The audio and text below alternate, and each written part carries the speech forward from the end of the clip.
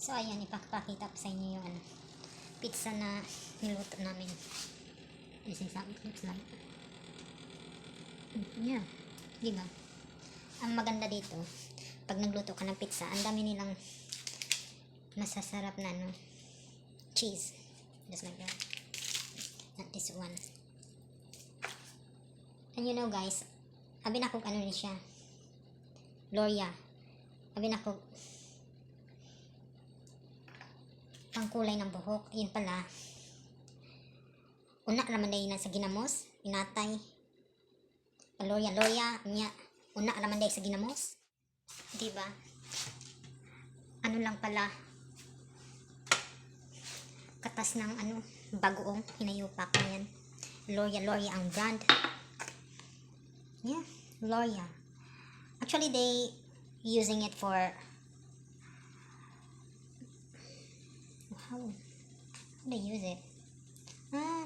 Parang pampalasa ng mga pasta or pizza, ganyan. Yan. Tapos parang nakalagay siya sa ganito, parang toothpaste na ewan. Pero actually, lang pala siya, katas ng bagong hayop. Ayun. So ayun, I'm quite shocked about their products here. Actually, matutulala ka lang talaga. Hindi ka marunong magbasa-basa.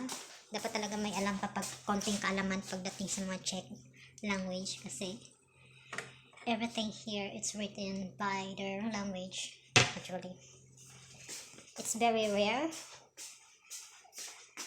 to see their products that it's written in English. Actually and mostly it's all written in Czech language. Kaya makaigit yun mo diri dai. Diba?